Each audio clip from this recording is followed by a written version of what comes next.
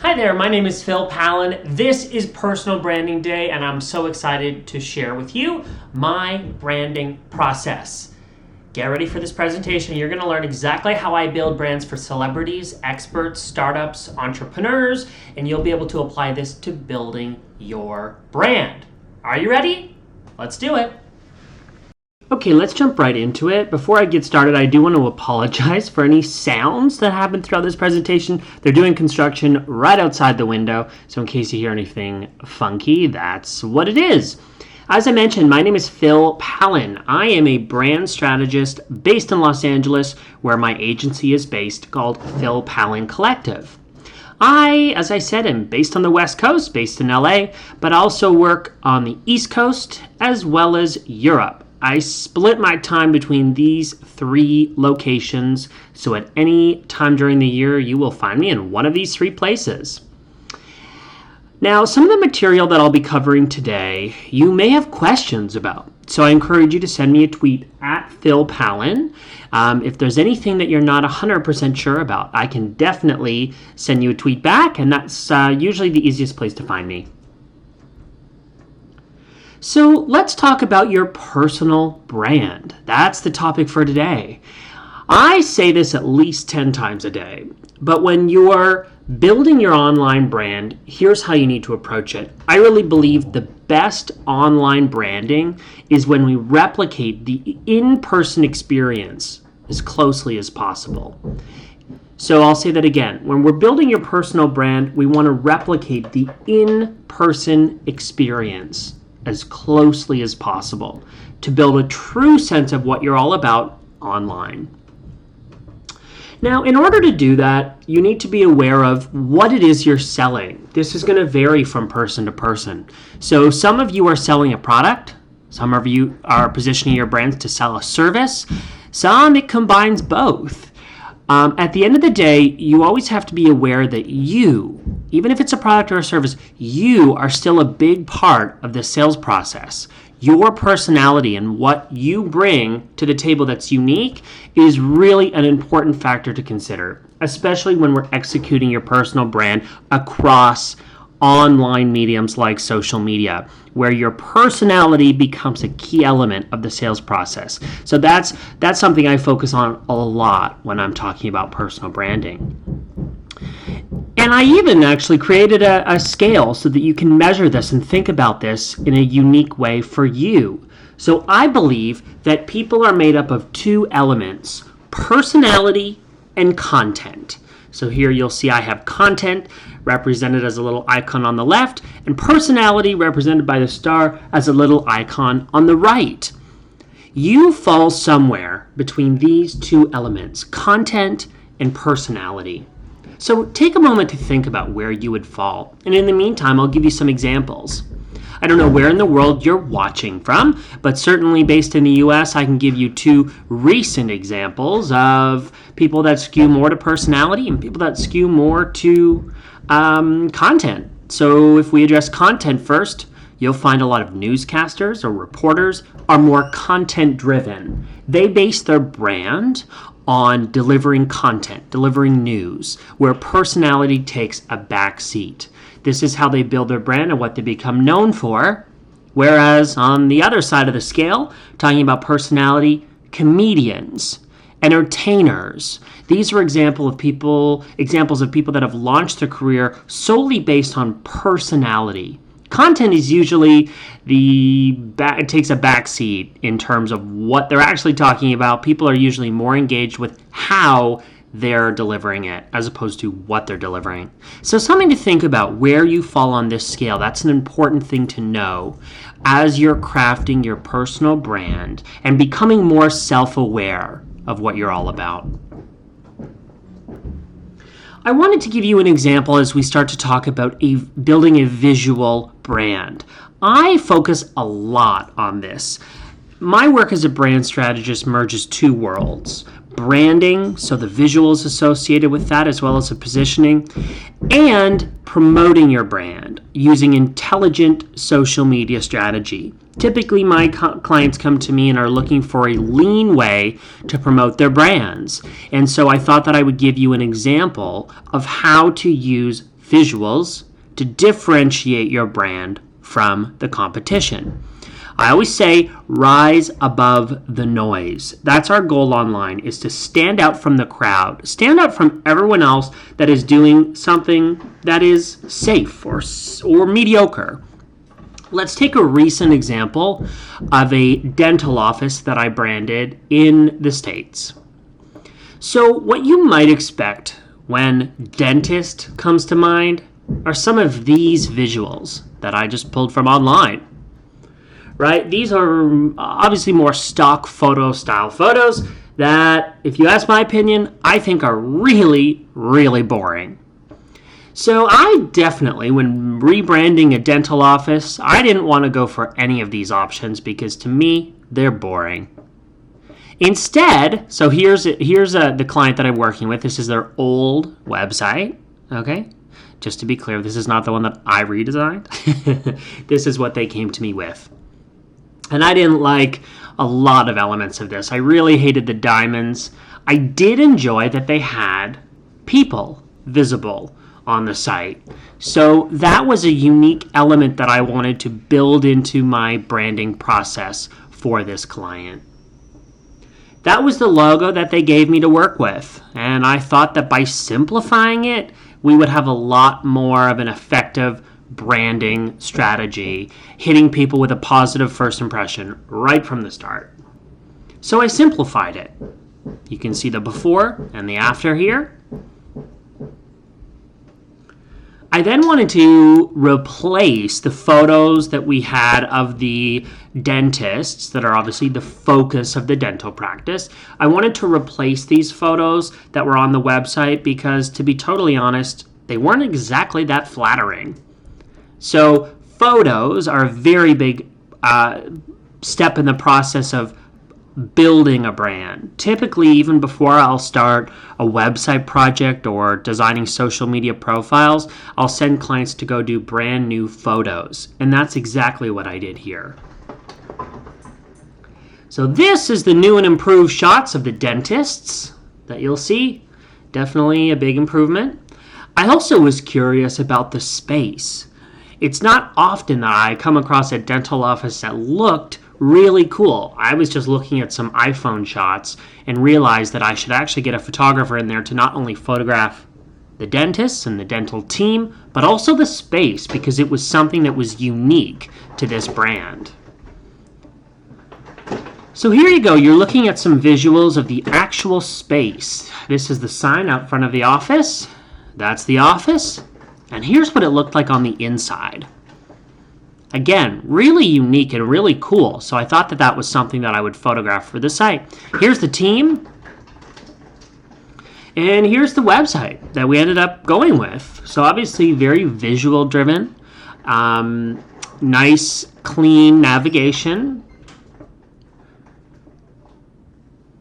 So that gives you one quick example of how I've built a brand. But let's actually take a step back and I'll talk about my 3 different steps for building a brand. Well, I should say positioning, building, and promoting a brand. And exactly those 3 steps. First, we have to position a brand. Let's talk about what that means. Having done this now with hundreds of clients, I've arrived at a very simple formula that you can use to build your brand. Position, rather. So the formula for positioning your brand is something you love to do paired with something others need. I'll repeat that again. Something you love to do with something others need and are willing to pay money for.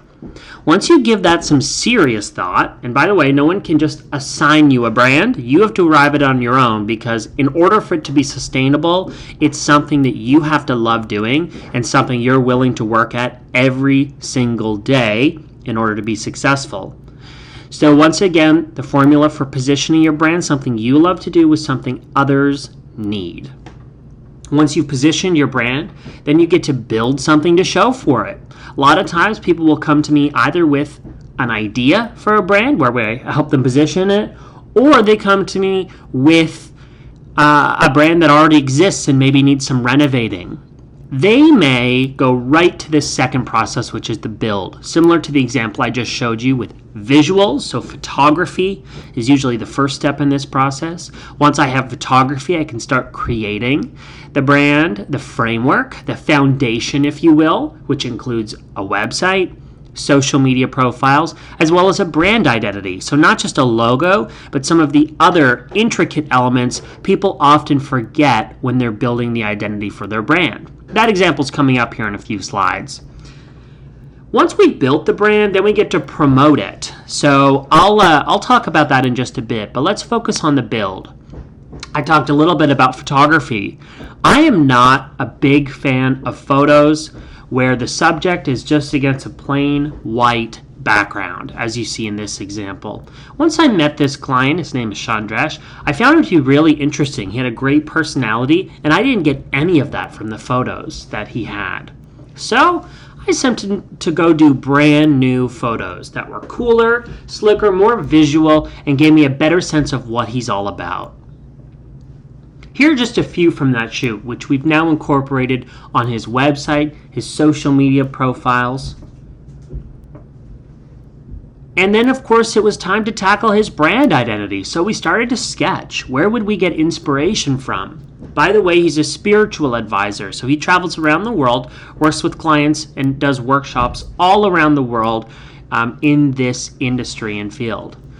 So we started to sketch. We started to find out what really inspires you, what speaks to your audience. And we arrived at this. So this was his logo.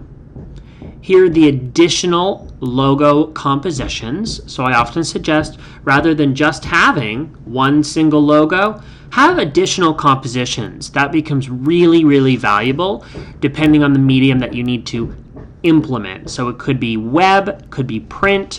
Try to have different setups for your logo.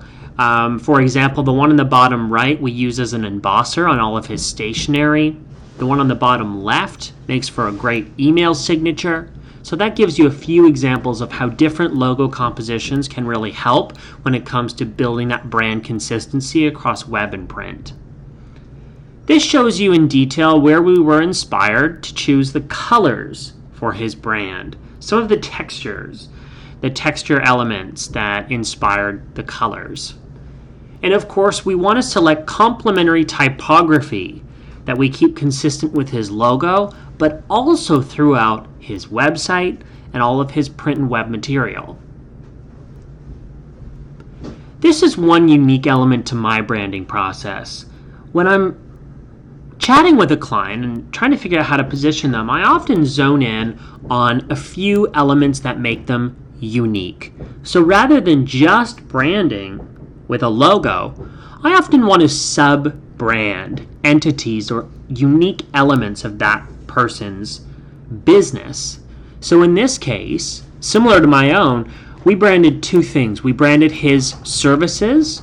We also branded his locations, which you'll see here in a minute. But here, we basically took inventory of all of his sub-brands and what he offers to clients, including sacred mantras, spiritual guidance, international retreats, events. Break the Norms is his sub-brand that we're branding right now. And of course, he has books that he's launching. So here you see the complementary typography in action, as well as unique icons that represent his sub-brands. And I mentioned a second ago that we also branded locations. He has 3 offices, like me, around the world, and so we have built a unique icon to represent each one. And this is a fun part where we get to provide mock-ups to see the brand in action. So here you go.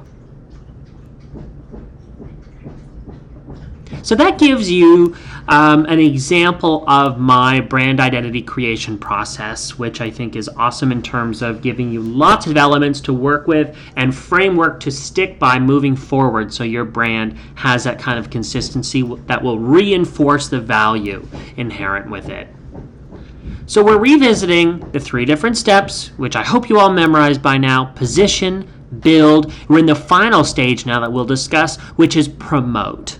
How do we promote your brand?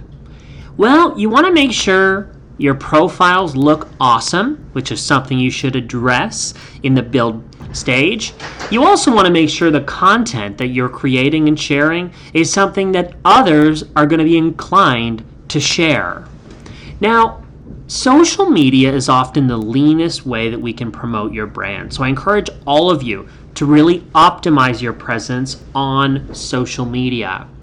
Now, one thing that's going to help you is to think of it this way. Rather than being mediocre on 8 different platforms, it's better for you to isolate and prioritize 3 platforms. And I'm going to talk about which 3 I use as part of my brand.